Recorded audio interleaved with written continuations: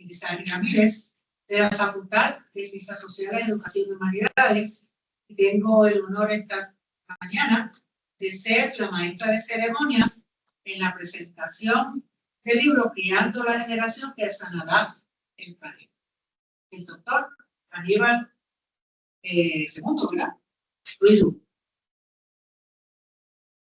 Para mí es un honor, de verdad, estar aquí frente a ustedes y me emociona en grande manera estar acá porque conozco al doctor Ruiz Lugo y la doctora Lugo hace mucho tiempo y de verdad que es el fruto de su trabajo que nos sirve a todos y a todas para reflexionar sobre lo que es la inteligencia ecológica y sobre lo que es la importancia de cultivarla en las generaciones jóvenes y las menos jóvenes para salvar a nuestra patria y al planeta.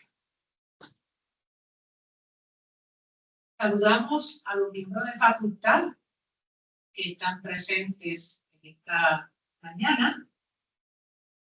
Saludamos a nuestros queridos y queridas estudiantes que hacen la audiencia a la cual va dirigida la obra y a las autoridades universitarias que diligenciaron esta actividad, especialmente a los estudiantes del programa de honor que muy graciosamente, en términos de la gracia de Dios, accedieron a hacer. Así que agradecemos al Centro de Informática y Telecomunicaciones, Clean Price, que nos ha donado el tiempo del señor Gabriel Quiñones, quien es el técnico a cargo de la mañana de hoy. Tengamos entonces saludo a nombre de nuestro rector, José Luis Colón, doctor José Luis Colón, y de la doctora Marilu Martínez Aldebol, quienes se excusaron, con la profesora Tania Rodríguez, coordinadora de práctica docente, entre otras cosas.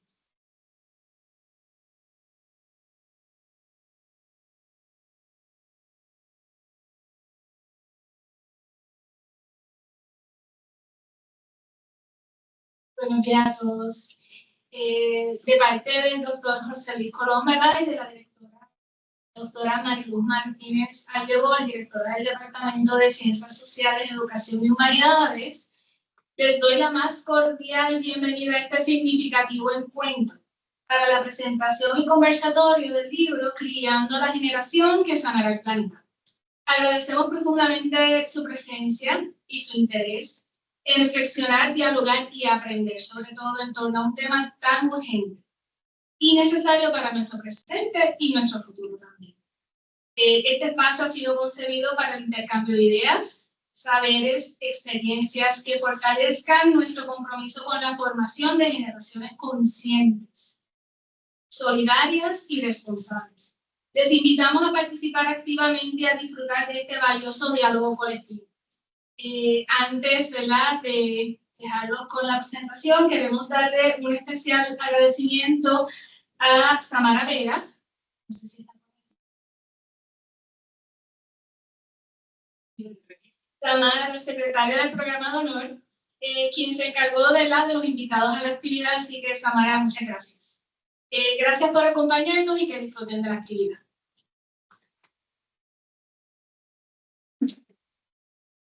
Ya que hablamos de Samara, recuerden siempre registrarse y aquellos que son estudiantes de facultad, indiquen a qué curso vienen, porque se va a compartir la grabación, el video de la grabación, para aquellos que tengan tareas que hacer con respecto a esta actividad.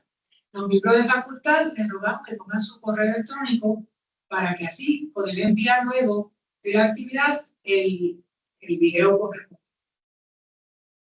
Tengamos entonces en este momento, como toda actividad académica, unos momentos de oración, de afirmación, de iluminación. Oremos.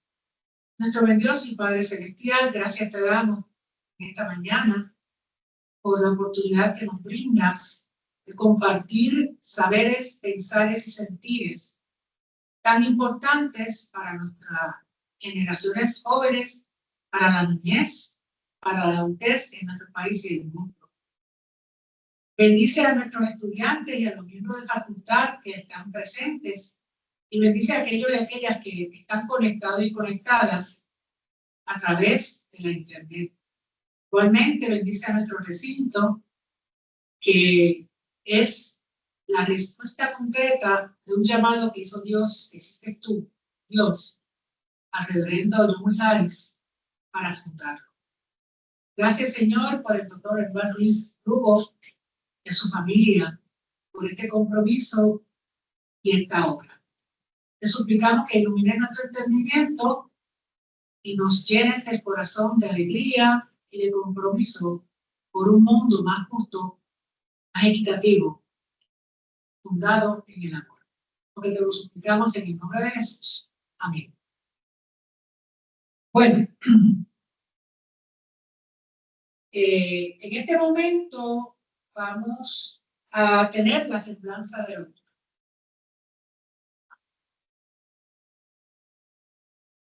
El doctor Aníbal Segundo Ruiz Lugo es agrónomo. Yo siempre dije que era como... Mi papá era agrónomo, graduado de la clase del 50 del Colegio Mayagüez. Agrónomo, educador y cultivador apasionado de la inteligencia económica. Durante más de 15 años ha trabajado en la educación, agricultura sostenible y en el desarrollo comunitario. Exactamente el territorio que este libro explora. Como decano auxiliar del Servicio de Extensión Agrícola en la Universidad de Puerto Rico, ubicado específicamente en el recinto universitario de Mayagüez Colegio, Aníbal dirige programas educativos que impactan a cientos de familias, agricultores, educadores y jóvenes. Yo les pregunto, ¿cuántos de ustedes se han relacionado con el Servicio de Extensión Agrícola y los 4H? ¿Uno de ustedes? Tania, ¿alguien más? Vale la pena promocionar esos programas. Su trabajo integra pedagogía crítica con prácticas sostenibles, teoría profunda con acción concreta. Completó su doctorado en educación con distinción, especializándose en currículo y enseñanza en nuestro recinto. Su disertación investigó el tema central de este libro: cómo se desarrolla la inteligencia ecológica en participantes de programas educativos. Los hallazgos de esa investigación, combinados con décadas de experiencia práctica, dan fundamento a cada capítulo de este libro. Ya, para aquellos que les interese aquí. Ha desarrollado proyectos de seguridad alimentaria, comunitaria, obviamente, trabajando con jóvenes en programas y facilitando decenas de talleres sobre educación ambiental y desarrollo sostenible en comunidades rurales y urbanas de toda la isla.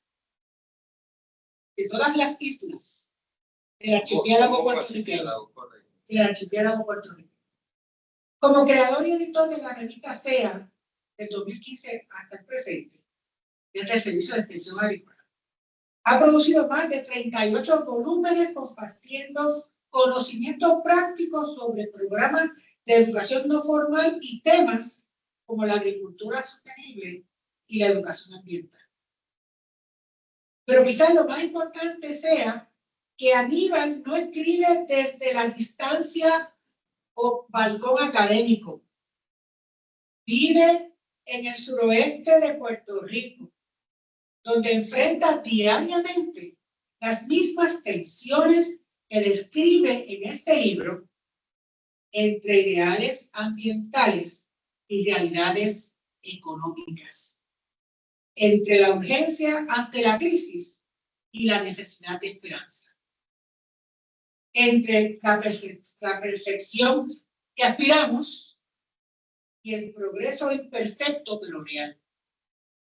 Su enfoque combina rigor académico con pragmatismo compasivo, reconociendo que la crisis ambiental que todos y todas sufrimos y vivimos requiere tanto transformación sistémica como acciones cotidianas que cualquier familia puede implantar mañana. Para mí un momento. Yo fui la presidenta de su comité de disertación popular. Bueno,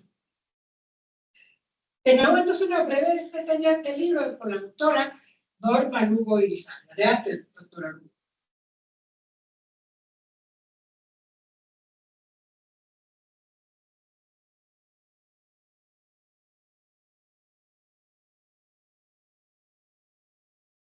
Buenos días. En primer lugar, quiero agradecerle al doctor Ruiz la invitación que me hizo para escribir el prólogo de tan importante libro. Así es que el prólogo lee así. De aquí a 20 años, ¿cómo te gustaría a ti que fuera tu planeta? ¿Qué características te gustaría que tuvieran los escenarios o ambientes donde van a compartir tus seres queridos, tus nietos, tus hijos? Para alcanzar este futuro imaginado, urge comenzar a trabajar en nuestro presente, en nuestro aquí y ahora. En otras palabras, nuestro futuro, jóvenes aquí presentes y facultad, se construye con lo que hacemos, con nuestras acciones. Justamente este libro, titulado Criando a la generación que salvará el planeta, guía para cultivar la inteligencia ecológica en niños de 4 a 12 años, de la teoría a la acción, nace de esta genuina preocupación de su autor, el doctor Aníbal II Ruiz Lugo. El doctor Aníbal Ruiz Lugo, como ya mencionó la doctora, es agrónomo, un enamorado y fiel defensor de todo lo que implica la madre naturaleza. Vivió su niñez en el barrio Candelaria del pueblo de Lajas, Puerto Rico, rodeado de plantas y animales que aprendió a cuidar, a respetar y proteger como parte de su crianza. Estas experiencias formativas, y aquí la importancia de la crianza, se convirtieron posteriormente en su profesión y en su amada vocación. ¿Qué busca ofrecer este libro al lector? En primer lugar, esta guía está escrita en un lenguaje sencillo, ameno y fácil de comprender. Su contenido está dirigido a familias, educadores y maestros y tiene como objetivo promover el desarrollo de la inteligencia ecológica desde la niñez o edades tempranas. Con este propósito en mente, el doctor Ruiz divide y elabora su libro en 7 capítulos. En cada capítulo explica los conceptos educativos básicos del tema, seguidos por lo que yo entiendo es una de las partes más valiosas del libro.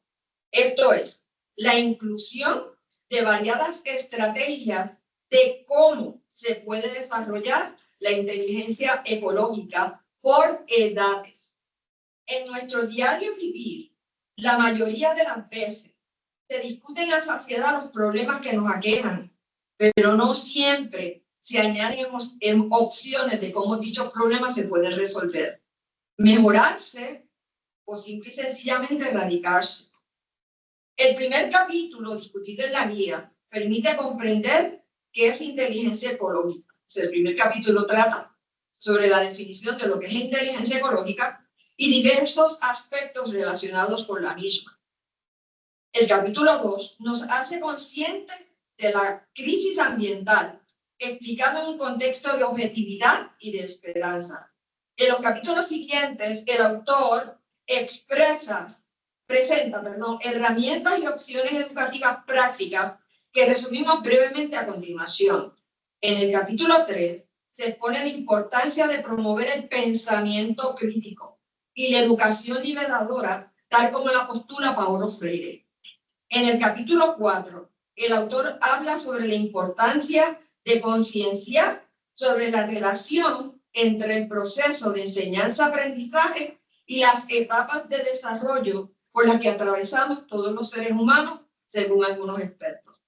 Para explicar esta idea, el doctor Ruiz se enfocó en la teoría del desarrollo de Jean Piaget y la teoría del desarrollo psicosocial de Erik Erikson. No obstante, la discusión en este capítulo de la relación entre la teoría y la inteligencia emocional y la alfabetización ecológica basada en el desarrollo de la empatía juega un papel altamente relevante para cumplir con el objetivo de este libro, el enfoque de la empatía según Goldman. El capítulo 5 lo podemos resumir en que todo lo aprendido debe ser predicado con el ejemplo, dado que nuestras acciones siempre hablarán más alto que nuestras palabras.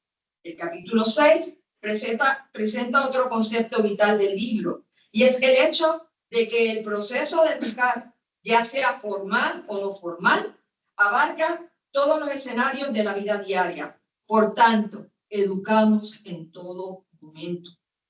Finalmente, en el último capítulo, el doctor Ruiz plantea un mensaje claro y optimista: la importancia y la responsabilidad del legado a las nuevas generaciones para salvar el planeta. O sea, ustedes. En conclusión, la inteligencia ecológica no puede limitarse a la adquisición de conocimientos, sino que debe complementarse con las acciones correspondientes. La lectura de este libro ubica al lector en una posición de reflexión profunda en cuanto a la responsabilidad y el compromiso que implica para cada uno de nosotros la protección, el cuidado y el amor al planeta. Todos estamos conectados y formamos una cadena invisible, lo cual debe implicar el cuidado de todos los seres vivos. El doctor Ruiz reconoce que el reto es grande ante una humanidad donde muchos no han desarrollado empatía ecológica. No obstante, el autor menciona dos palabras importantes que son mantener la esperanza y la perseverancia a lo largo del camino. Justamente, al escribir este libro, el autor nos reta y nos inspira a reflexionar cómo cada uno de nosotros puede contribuir a mejorar nuestra relación con la madre naturaleza. Gracias, doctor Ruiz, por este gran legado. Buen día.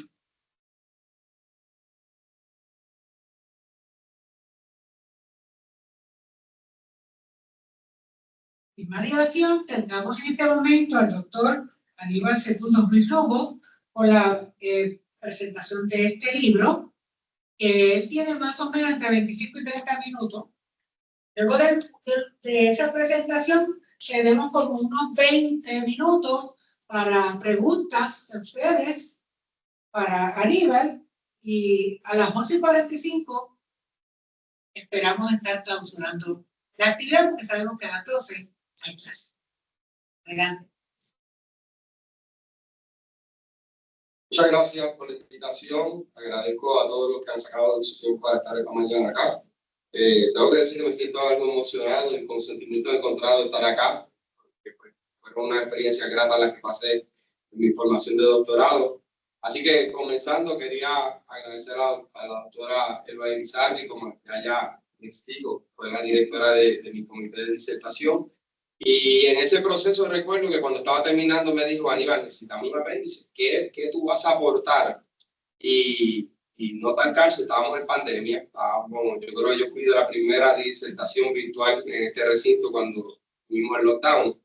Así que de esa forma pues empecé a darle pensamiento que yo puedo hacer. Yo soy extensionista, trabajo con compañeros a nivel de toda la isla, educando de la educación no formal. Para los que no tengan en contexto tal vez el término, la educación que tenemos aquí en la universidad es la educación formal, es conducente a un grado con una estructura, una rigurosidad académica, etc. La educación no formal no deja de tener estructura y rigurosidad académica, pero no es conducente a grado. Y es heterogénea, lo que nos trae unos retos, porque a veces tenemos una audiencia donde podemos tener personas que tengan doctorado y otros que apenas saben leer y escribir. Entonces, el libro está escrito con esa intención, que una persona que tiene vasta experiencia o conocimiento, conceptos filosóficos, teóricos o educadores, pueda sacarle provecho y pueda levantar la vara tanto como desee, o personas que tienen poca destreza cognitiva o tal vez poco conocimiento sobre el área, de igual manera le puedan sacar provecho. Así que de esa manera, pues inicialmente iba a ser una capacitación y el tiempo pasa más rápido de lo que nos damos cuenta, por eso es importante, como decía la doctora, empezar desde temprano. Así que fui dándole varias vueltas a la idea hasta que finalmente una guía, debe ser una guía que nos ayude con una herramienta de cotejo y que podamos ir sobre ella una y otra vez cuando sea necesario. Así que de allí es que sale el concepto del libro. Y agradezco entonces a la doctora por esa exhortación y por esa motivación extra de aportar algo en el doctorado. Y aprovecho también para agradecer a la doctora Lugo porque, como ya dije, soy agrónomo. Vengo del recinto de Mayagüez, de bachillerato y maestría puro en ciencia. Y realmente les digo, cuando yo llegué a trabajar en extensión, el vincularme directamente con las comunidades, yo sentía que faltaba algo, ese gancho, ese componente social de ciencias sociales, de los componentes filosóficos, de aprender a entender cómo la gente aprende, eso faltaba. Y a través de tomar mi decisión, que hoy puedo decir, después de múltiples experiencias, que ha sido una de las mejores decisiones que tomé, de venir a hacer el doctorado aquí en currículo y enseñanza, realmente creo que llené el círculo de las expectativas o del paquete de herramientas que necesitaba para hacer mi trabajo de una mejor manera. Así que ese cúmulo de experiencia que me dio el doctorado aquí y el trabajo que llevo haciendo en extensión agrícola por más de ya casi 20 años, pues son parte de las experiencias que recojo en el libro. Y lo que quiero conversar con ustedes, tal vez puede ser 20 minutos o el tiempo que sea necesario, porque quisiera dejar un espacio para que podamos conversar, porque de eso se trata. A mí pues, esto es necesario, pero a mí me encanta la horizontalidad, poder sentarnos, como voy a hablar más adelante. Esta jerarquía a veces no me gusta tanto, aunque es necesaria en algunos foros. Así que pues vamos a comenzar y hablando un poquito del título. El libro se llama Criando la generación que sanará el planeta y ya tuvimos la oportunidad de presentarlo hace unas semanas atrás y alguien de la audiencia me dijo, profesor, usted dice sanar porque estamos enfermos. Y la realidad es que cuando vemos en la literatura, la realidad es que el ser humano, en su afán de explotación y con todas las decisiones que hemos hecho, nos comportamos, y lo ha dicho Locke y otros autores, a veces como si fuéramos una enfermedad. Entonces, la realidad es que sí tenemos que sanar el planeta. Cuando nosotros evaluamos y analizamos los índices de recuperación, o sea, cada sistema tiene una capacidad de tolerar un impacto. Ese impacto, en este caso, son las acciones cotidianas nuestras.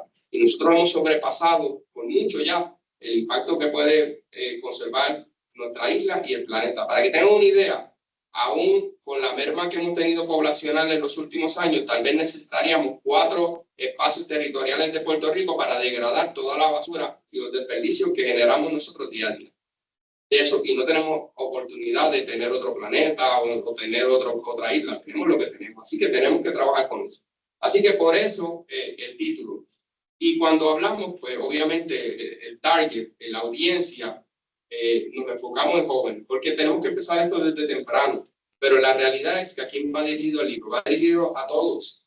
Porque para usted educar a un joven, usted tiene que aprender sobre la materia que usted va a educar.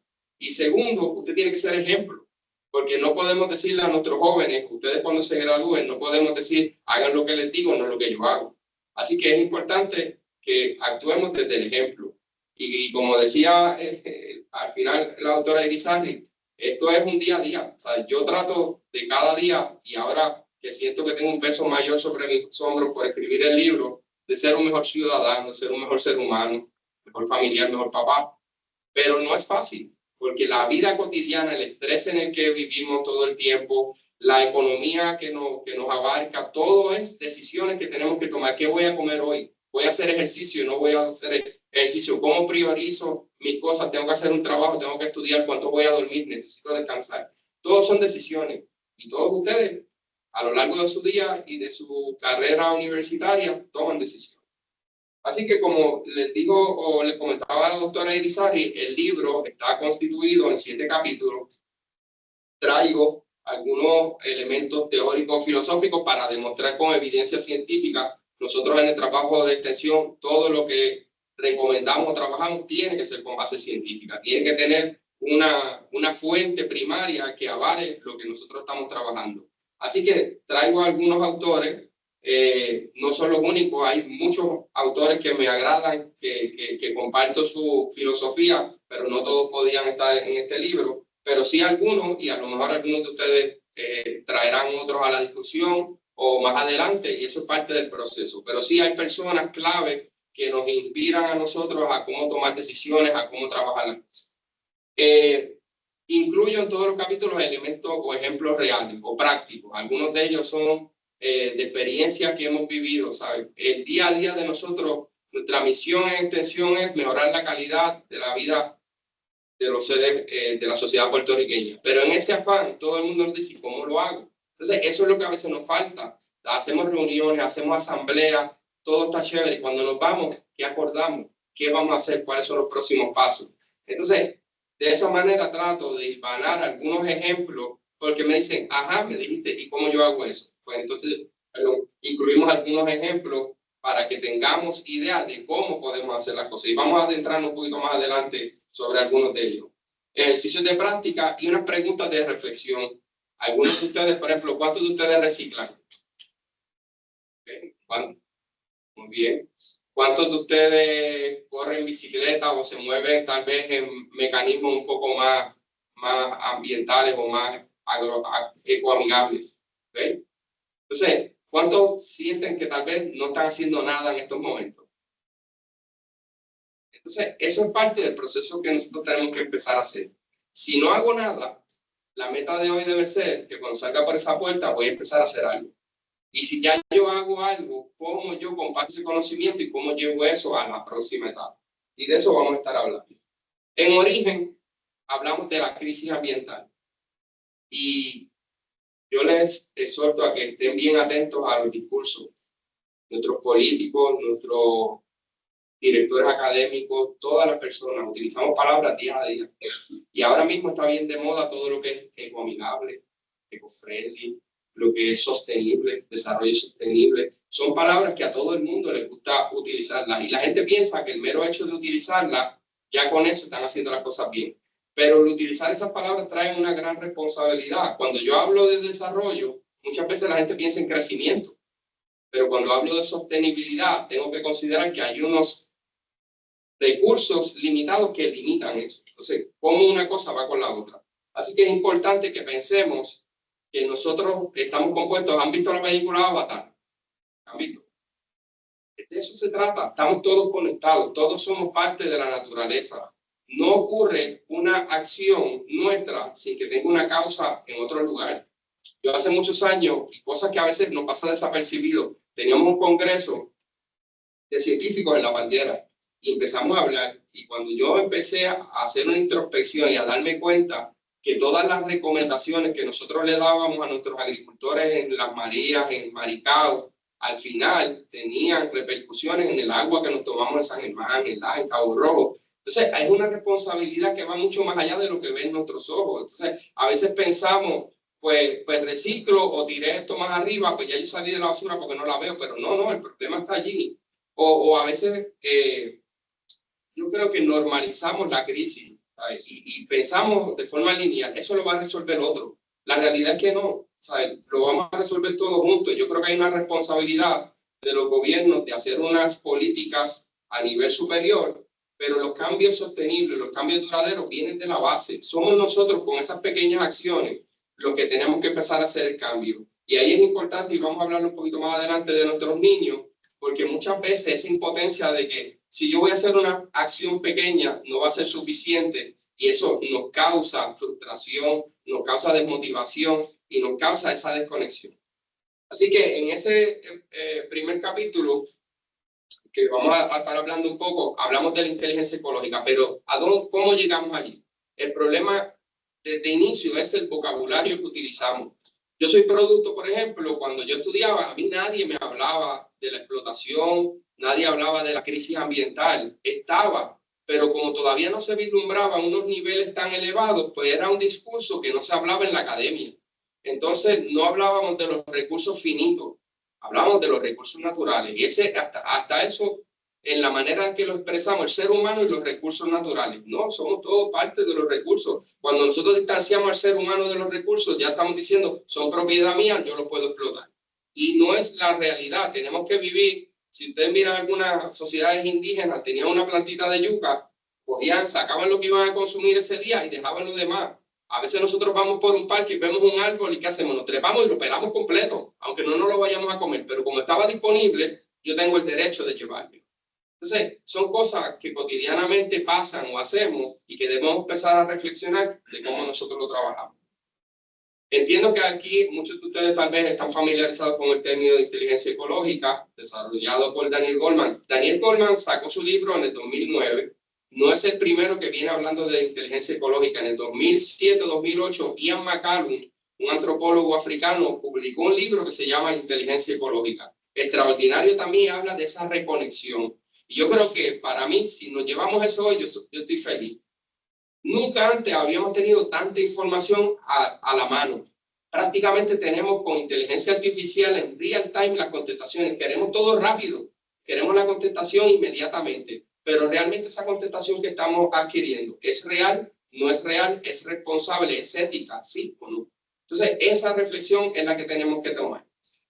Estamos muy conectados a la tecnología, pero estamos en total desconexión con la naturaleza. ¿Cuántos de ustedes por la mañana se levantan y apagan su móvil y escuchan si hay un pájaro, o escuchan el ladrido del perro o el gato, o escuchan a su vecino? Pero de alguna manera tenemos que reconectar que no somos entes individuales, sino que formamos parte de un colectivo, de una familia, de una comunidad, de una sociedad, de un país, de un planeta. Entonces, por allí es que yo creo que entramos en la discusión. Así que la inteligencia ecológica viene, primero Goleman desarrolla lo que es la inteligencia emocional, cómo conocer y aprender a trabajar con nuestras emociones. Luego la inteligencia social, cómo yo desarrollar esa empatía hacia los demás seres humanos. Y por último, la inteligencia ecológica, donde abrazamos el ecosistema completo. Tenemos una responsabilidad de yo conocer, manejar mis emociones, luego con mi prójimo o mis padres o los seres humanos y eventualmente con los demás organismos. Y miren cómo el discurso vamos amarrándolo. Les hablo de vocabulario. Desde que pequeño empezamos. El perro, bonito. Murciélago, feo. Cucaracha, aplastar.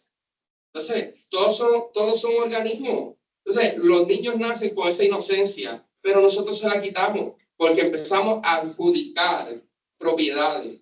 Entonces, si un árbol me da fruto, es productivo, es bueno para el ser humano. Si no, ¿tengo el derecho de cortarlo?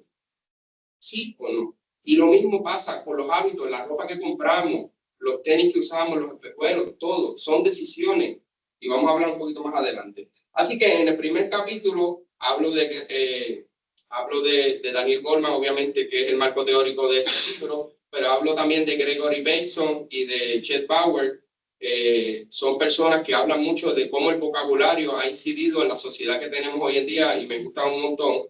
Hablo de Frijot Capra. Frijot habla de las redes, todo está entramado. Yo creo que James Cameron tiene que haber leído bastante de Capra para haber hecho Avatar. Y entonces le traigo un ejercicio de práctica que ustedes pueden utilizar en el libro de cómo yo observar un ecosistema. Si ustedes son estudiantes en su casa o si ustedes están en algún lugar que digamos, mira, vamos a salir afuera y cada uno de nosotros va a asumir un rol. Pues mira, yo soy la roca, yo soy la piedra, yo soy el riachuelo, soy el árbol. Y dentro de esa observación profunda, yo voy a ver ese árbol, ¿ok? Tiene nidos, no tiene nidos, tiene otros organismos. ¿Sabes? Que yo dedique tiempo, mis 5 sentidos, a estudiar esa roca o ese árbol, esa planta, puede ser en cualquier entorno. La idea es que nos demos el espacio de observar a profundidad. Y luego de eso, que tengamos un diálogo entre los que lo hagamos, donde podamos discutir qué observaste y tú hables en primera persona. ¿Sabes? Soy el árbol. Sí, mira, tú me cortaste, como ser humano, me cortaste las ramas. Yo te proveo sombra, intercambiamos. Tú me das a mí oxígeno, yo te doy CO2, viceversa. Desde el contexto de hablar en primera persona de ese objeto o de ese organismo. Así que eso es un ejercicio que podemos hacer para hacer una reconexión inmediata. Y eso lo trabajamos en el primer capítulo. En el capítulo 2 traemos el concepto de la crisis ambiental. Obviamente yo traigo algunos datos, pero no quiero hacer un libro catastrófico donde nos enfoquemos en cosas negativas. Sí hablamos de cosas negativas, pero hablamos de soluciones. Hemos sobrepasado los límites planetarios en casi todas las áreas, Pero en un momento dado en los 80 creamos conciencia y dijimos vamos a eliminar los aerosoles y la capa de ozono se ha estado recuperando. O sea que la realidad es que cuando desde el colectivo tomamos acciones reales, sí podemos hacer un cambio, pero tenemos que tener compromiso. En este capítulo traigo una sugerencia, es una de las prácticas, que es que podamos hacer un mapa. Puede ser un mapa de su escuela, puede ser un mapa de su comunidad, pueden ir a un bosque, a un parque, un lugar, no tiene que ser grande. Y que en ese lugar empecemos. Capra habla de redes, ciclo, colaboración, la energía solar, el equilibrio, la diversidad. Entonces empezamos a identificar en ese mapa dónde está cada cosa. Ok, aquí hay una fábrica, esa fábrica contamina, aquí hay un riachuelo, este me da agua. Esto puede ser tierra para usarla para sembrar, esto puede ser para sacar textiles o para hacer ropa, etcétera. Podemos identificar los recursos que tenemos y cómo se conectan, utilizando hilos de color, utilizando unos post-it. La idea es que veamos que nosotros estamos conectados, porque muchas veces hacemos las cosas cotidianamente y no nos damos cuenta de que todos son relaciones.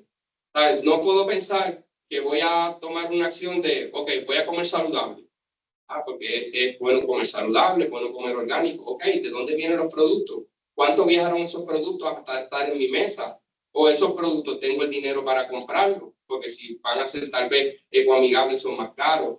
O cuánto voy a decidir, voy a comprar una camisa. Ese tipo de decisiones y ese análisis de cómo todo está conectado nos va a ir llevando poco a poco a entender que somos parte de algo más grande. En el capítulo 3 traigo a Freire, y traigo a Freire por algo que yo creo que es lo que más me gusta, y es, hablamos de esa práctica de la libertad y hablamos de la importancia de educarnos para nosotros evolucionar y no tener herramientas que desarrollen el pensamiento crítico. Pero más que todo, lo traigo como una exhortación a utilizarlo para hacer los círculos de cultura, que es cómo podemos hacer círculos de diálogo horizontal, donde todos somos maestros y aprendices, y donde podamos traer los problemas que tenemos en nuestra sociedad. ¿Cuántos de ustedes viven, por ejemplo, en una casa con control de acceso? ¿O cuántos de ustedes cuando llegan a su casa saludan a su vecino? Otros vinimos a conocer a nuestro vecino en la pandemia o después del huracán porque nos quedamos sin luz. Entonces, es una realidad de lo que les digo de la desconexión. Entonces, ¿cómo podemos? Vamos a decir un sábado, vamos a reunirnos, somos jóvenes. ¿Qué problemas tenemos? ¿Qué retos tenemos en nuestra comunidad, en nuestra sociedad? ¿Cómo podemos tener herramientas para nosotros hacer una diferencia y tener una mejor calidad de vida o desarrollar un proyecto que pueda ayudar a los adultos mayores? Tenemos una isla donde prácticamente la generación de viejos, porque somos todos envejecientes, sigue creciendo. Entonces, ¿cómo hacemos esos espacios? Yo tengo estudiantes y me dicen, sí, profe, ya hablamos. Y yo, cuando sigo indagando, realmente, ¿de qué hablaron? O sea, estaban texteando, no hablamos a veces. Entonces, tenemos que hablar, tenemos que comunicarnos, tenemos que expresarnos por libertad. ¿Qué nos molesta? ¿Qué me frustra? ¿Qué me preocupa? Ese tipo de escenario, ese tipo de discusión, tenemos que tener. Yendo ya hacia el capítulo 4, hablaba la doctora Norma Lugo que usó a Piaget y a Erickson. Es importante, nosotros venimos de un lugar donde nos inculcaron unos valores. Es importante que nosotros declaremos esos valores. ¿Qué yo traigo conmigo como ser humano? ¿Qué yo puedo aprender? ¿Qué yo puedo mejorar? Y lo vemos todos los días, historias de éxito de personas que son muy exitosas en entornos no tan favorables y viceversa. Así que es importante que traigamos la discusión, pero entendiendo que cuando los niños son pequeños, 4, 6, 7 años, todavía no tienen las destrezas cognitivas para entender a profundidad lo que es la crisis. Entonces, si yo tengo un salón, yo tengo grupos heterogéneos, tengo niños de 4, 6 años, y tengo de 10 o de 12 años, yo no puedo abordar los problemas que son problemas que tienden a causar ecoansiedad, que es esa preocupación asfixiante de que estamos viviendo una crisis planetaria y que no tenemos la capacidad de resolver los problemas. Tenemos que cuidar el discurso con nuestros jóvenes. ¿Cómo introducimos esos temas? Mi hija menor tiene 9 años. Está en la etapa de las conexiones. Entonces, mi mamá que está aquí presente, cuando yo estaba escribiendo el libro, Pues en tono de vacilón, mi hija menor me envió una foto porque le dice a la abuela, papá escribió un libro para sanar el planeta y ya yo hice lo mismo. Y fue y le puso una curita a un árbol que hay en casa de mi mamá. Entonces, pero miren la conexión, ¿sabes? No le puso la curita a la silla o a la mesa, fue al árbol. Fue al árbol y le puso la curita. Entonces, esa es la conexión que un niño de 9 años uno espera que haga. Ya cuando los jóvenes tienen 10, 12 años, 14 años, pues ya tienen un pensamiento crítico, ya podemos abordar, vamos a escribir una resolución, vamos a llevarla al municipio, al alcalde, vamos a traerla a la universidad. ¿Cómo podemos establecer proyectos de país que realmente hagan la diferencia? Cuando usted mira los escritos de las Naciones Unidas, cuando se habla de un proyecto a largo plazo, la planificación empieza de 20 a 25 años. Lamentablemente vivimos en un sistema donde los políticos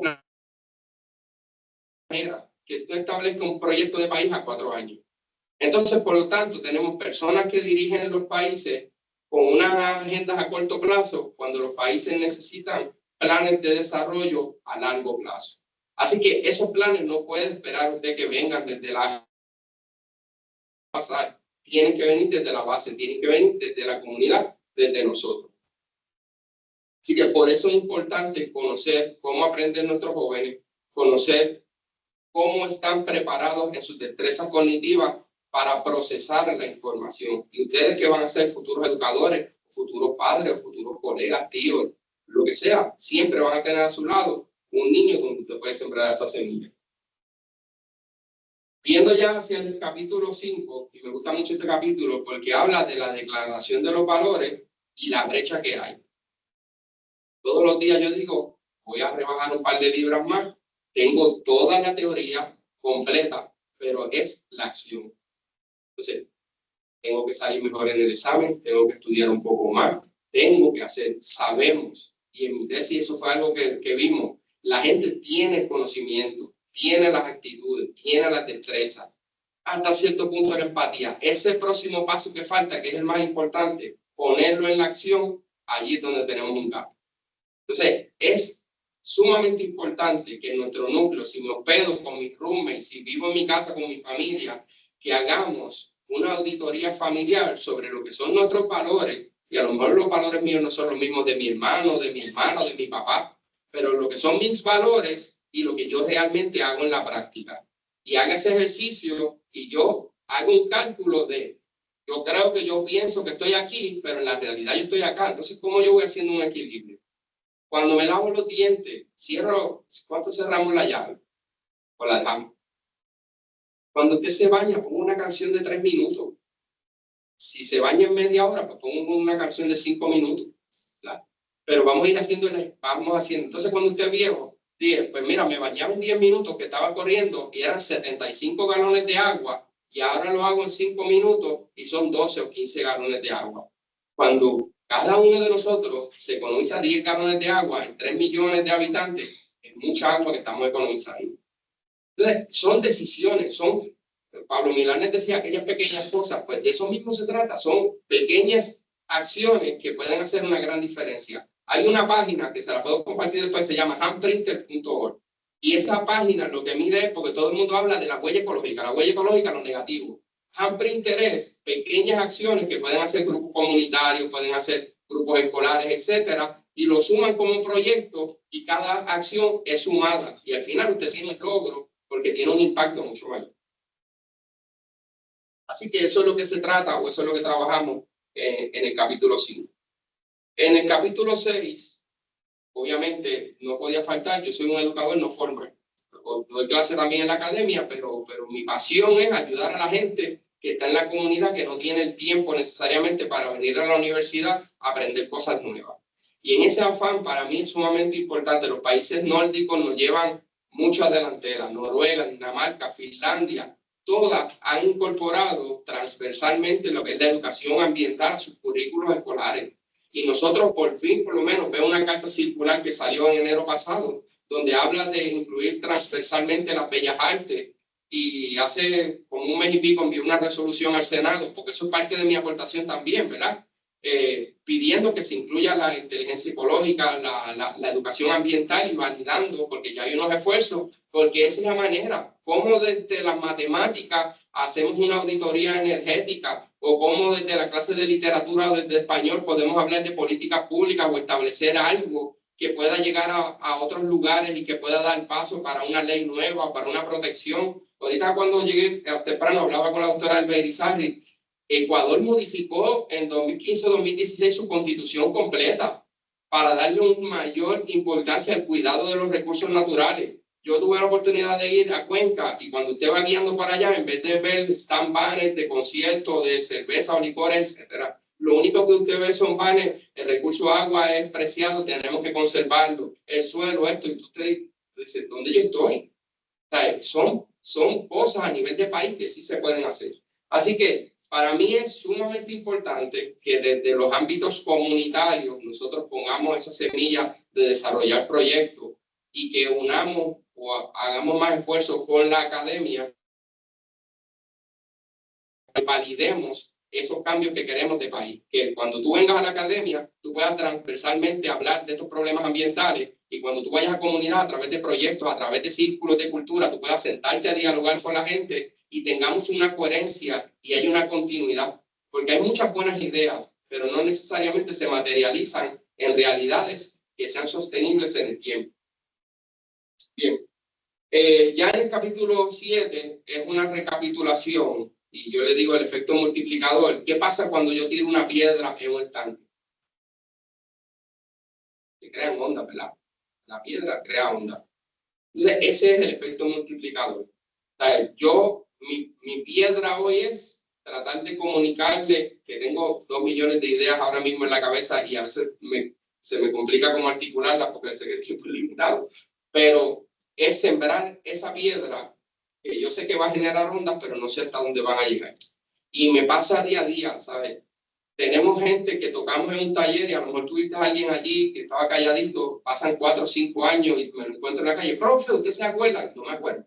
Pero realmente cuando uno empieza a indagar sobre el impacto que uno tuvo en ese ser humano, uno se da cuenta que podemos hacer cosas grandiosas si ponemos esa primera piedra o si empezamos ese efecto multiplicador. Así que eso es pay forward. Si nosotros, cada uno de nosotros hace una acción positiva que no hacía antes, la comparte con otro y sigamos, eventualmente podemos tener un mejor país. Porque hoy estamos aquí estudiando, pero mañana ustedes van a ser profesionales. Puede ser plomero, electricista, maestro, ingeniero, abogado, político, puede ser cualquier cosa. Y desde donde usted esté, si ya usted tiene unos valores, si ya usted tiene unas creencias y esa brecha entre lo que usted cree y lo que usted hace no es tan grande, usted puede aportar. Así que yo creo que eso es importante, que hagamos una práctica de nuestro compromiso individual. Decía Václav, que fue presidente de la República Checa, la esperanza no es la convicción de que algo saldrá bien, sino la certeza de que algo tiene sentido independientemente de cómo resulte. Y eso día a día yo lo vivo con mis líderes de programa, nos sentamos, cómo hacemos realmente cambios que aporten a la sociedad, que resulten en beneficio. Y sabemos que es lo correcto.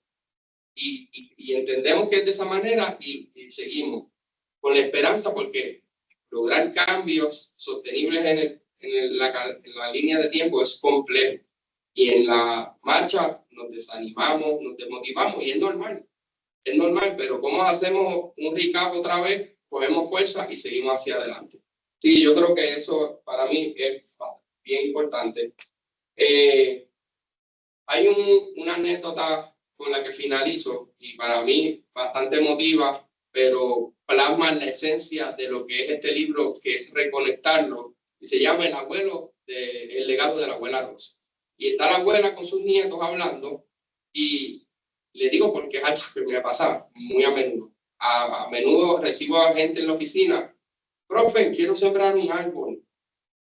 Y al principio yo lo miraba y decía, tiene 90 años y el árbol va a dar fruto con 10 o 12. Y digo, qué voluntad, o sea, él sabe que no se va a comer esos frutos. Y entonces de allí nace el legado de la abuela Rosa. La realidad es que estamos sembrando conocimiento en ustedes, estamos sembrando para otras generaciones. Pero si antes no lo hizo alguien con nosotros, hoy no tendríamos lo que tenemos. Así que la exhortación es esa.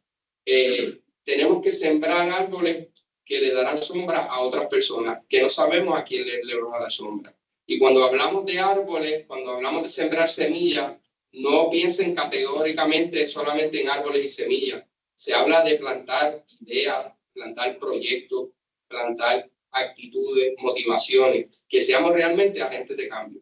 Así que de eso se trata el libro. Espero que de alguna manera mi palabras con ustedes sirvan para sembrar esa pequeña semilla y podamos empezar. De mi parte, eso es lo que quería compartir con ustedes y podemos abrir un espacio de diálogo. Lo dejo para ustedes.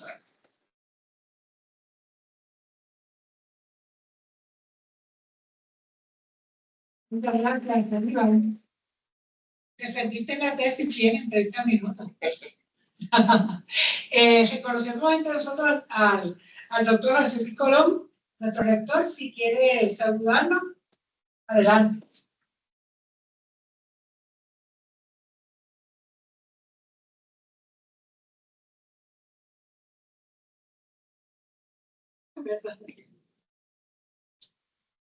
Buenos días a todas y a todos.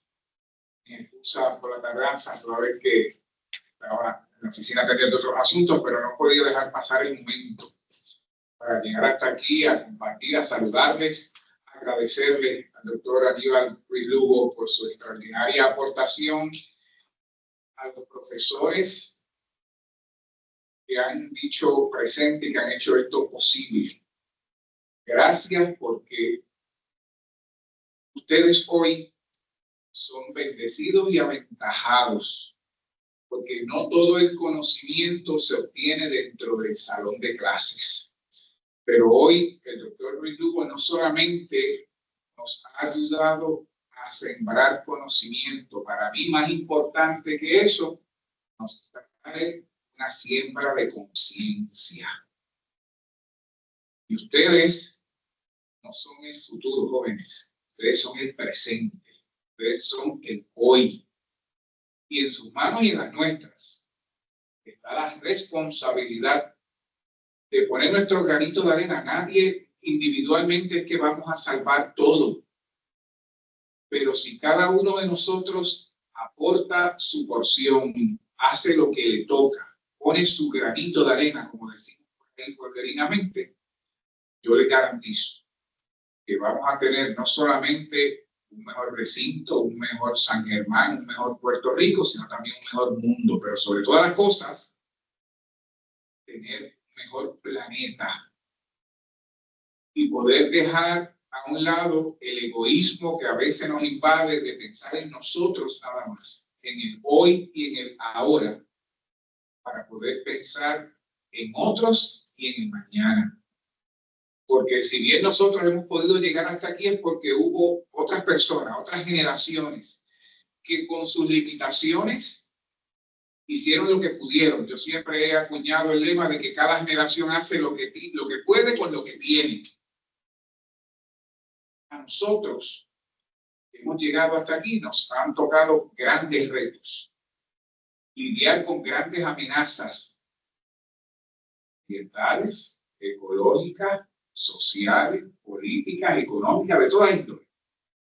Pero ninguna de esas otras amenazas y de esos otros aspectos puede ser posible si no tenemos vida, si no tenemos lugar, si no tenemos planeta. Lo demás se torna secundario. Y hoy yo quiero agradecer a nombre de toda la comunidad universitaria esta iniciativa, agradecerle a la doctora Norma Lugo, que fue puntual en esa coordinación, a los colegas, profesoras y profesores que están aquí presentes con sus estudiantes, mi agradecimiento, porque no todo puede ser tampoco en hora universal. Tenemos que aprender y tenemos que destetarnos del salón, de las cuatro paredes del salón, para poderle proveerles a ustedes los espacios, las actividades, las iniciativas extracurriculares. Porque el que usted está aquí hoy no significa que el profesor no está cumpliendo con su deber. El que usted esté aquí hoy, veo aquí a las profesoras de psicología, de educación, no significa que usted perdió una clase. Usted cambió el escenario y el buen maestro enseña en cualquier lugar. El salón de clase no es el único lugar de aprendizaje. Y eso es lo que nos caracteriza y nos distingue como proyecto educativo. Así que mi agradecimiento a todas las personas que han tenido la responsabilidad y de alguna manera colaboraron a hacer esto posible. Doctor Lugo, nuestro agradecimiento por ese deber patriótico de sembrar conciencia entre todos nosotros para que podamos no solamente disfrutar de un mejor Puerto Rico y un mejor planeta, sino también de que el día en que tengamos que rendir cuentas podamos irnos en paz, de que hicimos lo que nos tocaba y de que le dejamos a nuestros hijos y a nuestros nietos un mejor país, una mejor sociedad y un mejor mundo que el que nosotros recibimos. Si al final de la jornada podemos hacer ese examen y podemos tener esa contestación, hemos cumplido la misión. Sin importar lo que haga el otro, sino concentrándonos en lo que tengamos y en lo que hagamos nosotros mismos. Así que mi felicitación a ustedes. Esperamos que al salir de aquí puedan ir esas mentes y esos espíritus transformados con esa nueva visión y con esa nueva conciencia a favor de nuestro país, de nuestro planeta y de nuestra sociedad. Que el Señor les bendiga y muchas gracias.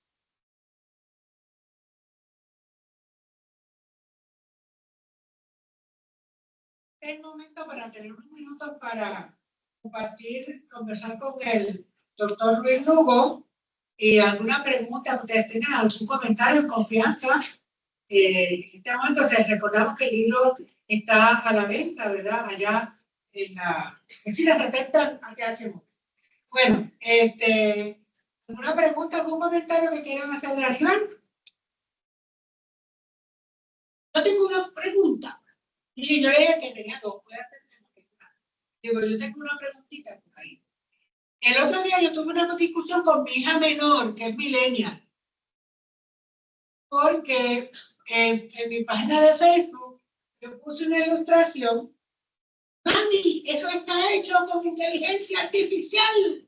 Y tú sabes que la inteligencia artificial está matando el planeta por las compañías que hacen mucho calor. Y es bien radical en ese sentido. Ay, perdón, pues déjame ver una foto mía para que no digan. Entonces, Aníbal, yo te quiero preguntar, ¿la inteligencia artificial es ecoamigable o no y por qué? Eso son aguas profundas. La realidad es que la inteligencia artificial genera un montón de energía, de consumo, y hasta cierto punto la realidad vino para quedarse, ¿sabes? Lo mismo le preguntaron, estábamos en una conversación y estaban hablando de, llegó esta tecnología y esto va a embrutecer a los seres humanos, etcétera, bla, bla, y cuando terminan la cita, hablaba de Sócrates y estaban hablando del hábito. Entonces, cada vez que llega una nueva tecnología, siempre hay argumentos y hay distintas maneras de ver las cosas. La inteligencia artificial llegó para quedarse, es una tecnología. Yo creo que es importante utilizarla responsablemente. Le voy a hacer una analogía para no meterme en agua profunda, pero miren, yo recibo en muchas ocasiones la gente, usted sabe, doctor, que una vaca produce más metano que un auto. Entonces, por eso es que no debemos comernos la vaca. Entonces, yo, ok, ¿de dónde tú sacas esa información? Entonces, vamos a los hechos. Si yo voy a calcular el metano que sale de la digestión de la vaca y le doy un valor de metano X, sí produce metano. Ahora, no es justo yo medirlo en igual magnitud del metano o los gases que salen del escape del auto nada más. Entonces, yo digo, vamos a sacar los 4 neumáticos del auto. ¿Tú sabes cuántos millones de galones se necesitan para hacer esos 4 neumáticos? Entonces, eso, pues, por falta de tiempo, en el capítulo, creo que en el 4, hablamos de los ciclos de vida. Eso los ingenieros industriales lo trabajan mucho. ¿Cómo tú desmenuzas esta chaqueta? Esta chaqueta tiene tinta, tiene algodón, tal vez poliéster. Entonces, cada ingrediente cada material que se utilizó tiene un ciclo de vida. Entonces, pues sí, la inteligencia artificial tiene un alto consumo de energía, pero también lo tienen los autos. Ahora mismo, y te digo, tengo sentimientos encontrados. ¿Qué es más ecoamigable? ¿Un auto eléctrico o un auto por combustible? ¿Quién dijo?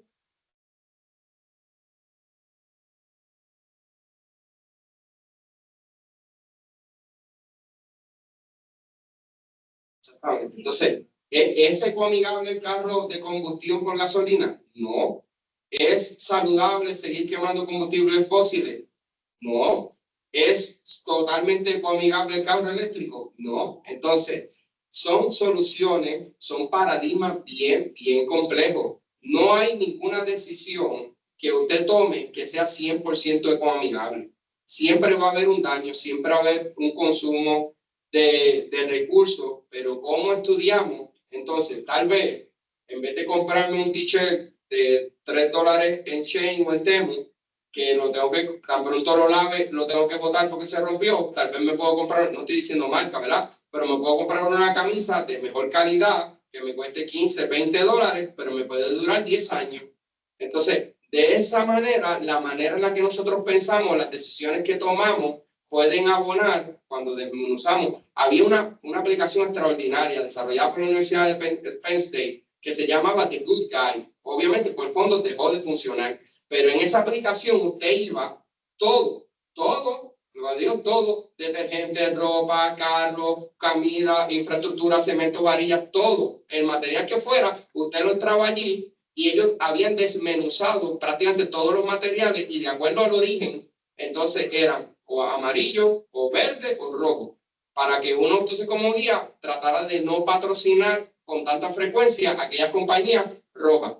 Se quedamos sin fondos porque no le conviene a la industria, ¿verdad?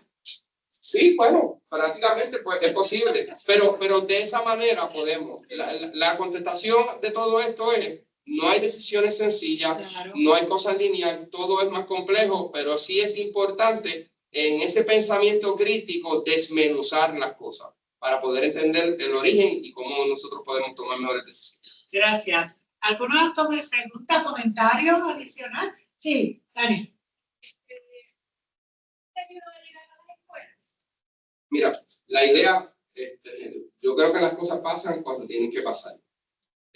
Yo había pautado sacar el libro el año pasado, tuvimos unos problemas familiares que no se pudo y salió este semestre.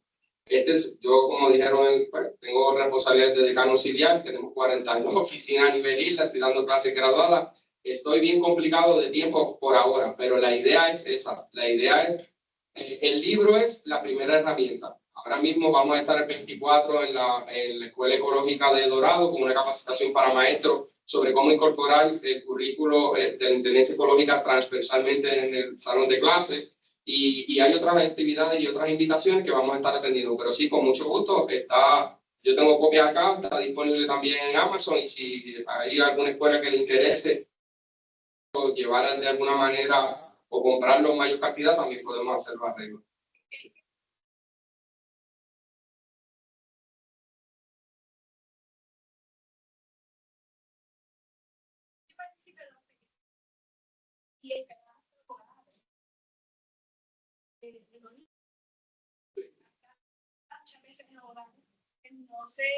No se le da importancia a la conciencia ambiental, pero en la escuela sí hay un espacio para que el maestro integre estrategias de cómo proteger el ambiente y cómo crear esa conciencia ambiental.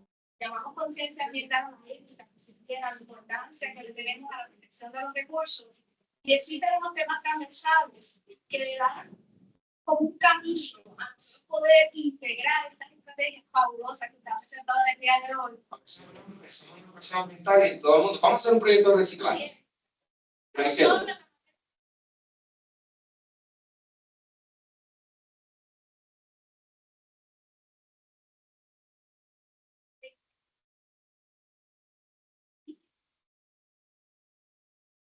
Nosotros, los 4H llevan en Puerto Rico desde 1934, son 93 años ya. El asunto es que, como decía el rector, al igual que todas las instituciones, tenemos unos retos económicos y tenemos menos capital humano.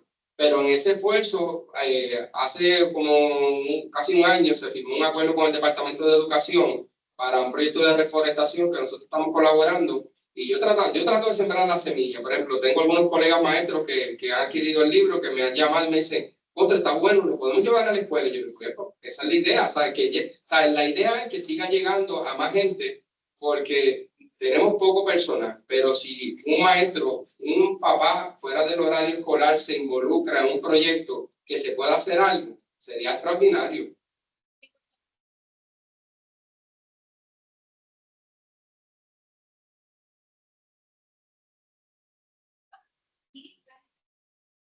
Y a nivel de jurisdicción de Estados Unidos, somos el país con más enfermedades crónicas, con menos actividad física, mayor porcentaje de obesidad y de diabetes.